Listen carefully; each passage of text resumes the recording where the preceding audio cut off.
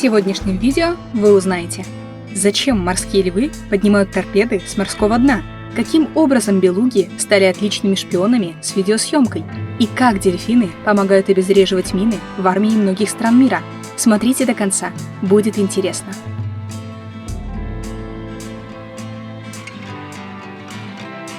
О рождении идеи об использовании морских млекопитающих в войне. В войне все средства хороши. Наверняка таким принципом пользовались люди, додумавшись использовать животных в военных целях. Ведь уже в конце 19 века европейцы поняли, что те же тщательно обученные собаки могут выполнять такие полезные задачи, как поиск раненых солдат на поле боя, охрана военных объектов, а также обнаружение мин. После такого успеха эксперименты начали проводить с другими обучаемыми животными, такими как дельфины. Впервые использовать их предложил русский инженер Эммануил Нобель еще в XIX веке. Однако его идея была забыта как минимум на полвека.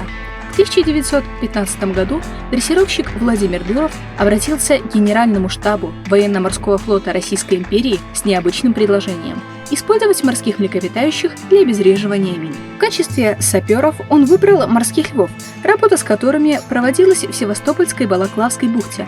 Дрессировка животных строилась на кормлении. Обучение сводилось к выработке условных рефлексов путем поощрения вкусняшкой. Идея оказалась успешной. Обученные животные с поразительной легкостью находили подводные мины. Но, к сожалению, применить боевых морских львов так и не удалось.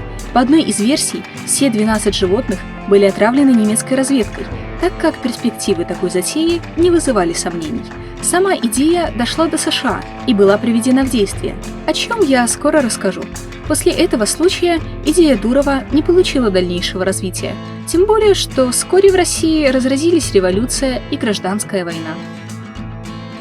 Использование дельфинов военно-морским флотом США.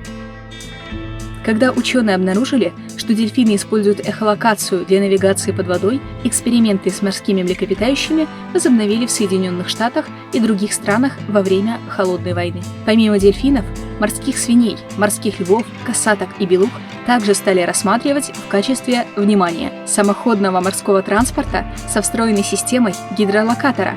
Это короткая выписка из описания американского производителя военной гидроакустической техники. Так, американские военно-морские силы начали использовать дельфинов еще в 1960 году. А во время Первой и Второй войн около 75 дельфинов использовали в Персидском заливе. Но масштабы программы быстро расширялись, и вскоре их стали обучать поиску вражеских мин на морском дне. Ну, давайте тогда Мурен будете использовать в качестве базы для запуска ракет. Ну а чё, неплохой вариант. Ладно, вернемся к теме. Уже в 1971 году группа дельфинов была направлена в Южный Вьетнам для охраны американского флота, а в 1987 году дельфинов перевозили в Персидский залив для обнаружения иранских мин и защиты от вражеских боевых пловцов. А в 2007 году военно-морской флот США потратил $14 миллионов на использование дельфинов для восстановления объектов и обнаружения мин. Репортер всемирно известной газеты New York Times Джон Исмей писал, что во время учебы в военно-морской академии ему посчастливилось повстречать на военно-морской базе несколько отрядов морских млекопитающих. Первый искал вражеских дайверов, второй – морские мины, плавающие в толще воды, а третий – мины, лежащие на морском дне. Также там обучали морских львов поднимать с морского дна учебные торпеды, чтобы военно-морской флот мог использовать их повторно. Использование дельфинов в Советском Союзе. Военно-морской флот Советского Союза в 1965 году создал научно-исследовательский центр на побережье Черного моря, который также занимался обучением морских млекопитающих. Первым начальником центра был назначен заслуженный мастер спорта по подводному плаванию и командир отряда разведчиков капитан Виктор Андреевич Колганов. Центр работал в Казачьей бухте в Севастополе. В начале 90-х обучение дельфинов для военных целей было прекращено, однако в октябре 2012 года было объявлено, что военно-морской флот Украины возобновляет работу Севастопольской базы. А в 2014-м уже военно-морской флот России объявил, что возьмет на службу крымских боевых дельфинов. А еще через 2 года на сайте государственных закупок появился заказ на покупку 5 дельфинов для Министерства обороны России. Согласно заказу, Дельфины должны быть не младше 3 лет, не старше 5, с острыми зубами и должны быть доставлены в Севастополь.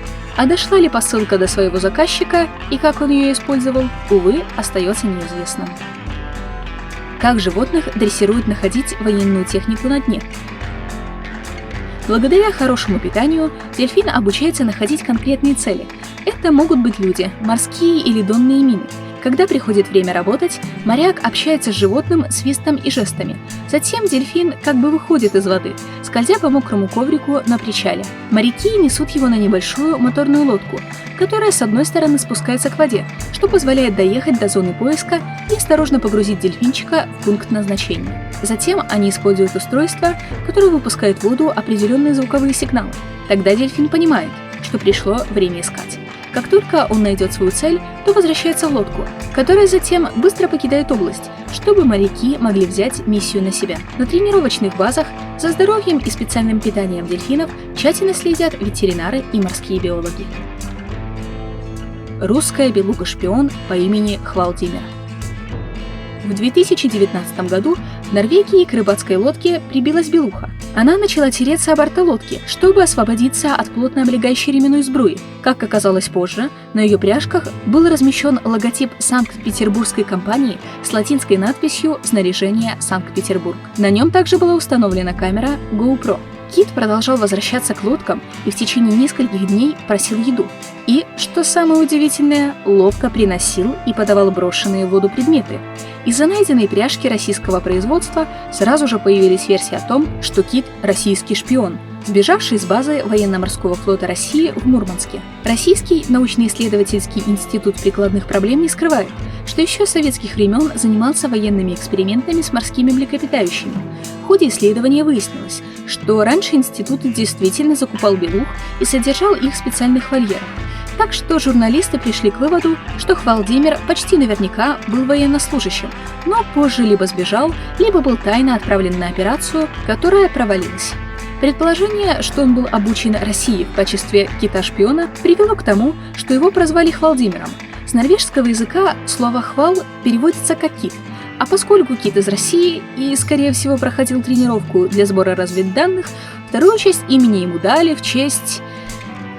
Угадайте с 3 раз кого. Сегодня Кит Владимир находится под присмотром биологов из Норвегии, и специально для него и его сородичей планируется превратить неиспользуемый фьорд города Хаммерфеста в один из первых в мире китовых заповедников. Недовольство защитников животных. Использование морских млекопитающих в военных целях все еще окружено секретностью.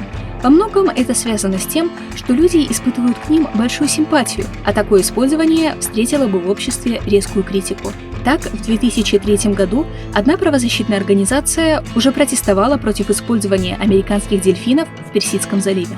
В их заявлении говорилось, что неэтично подвергать животных опасности, ведь сами они не могут решить, участвовать им в войне или нет. Лично я с этим полностью согласна. А что вы думаете на этот счет? Обязательно напишите свое мнение в комментариях. А самый оригинальный будет опубликован в следующем выпуске. Благодарю за просмотр и до связи в следующем видео.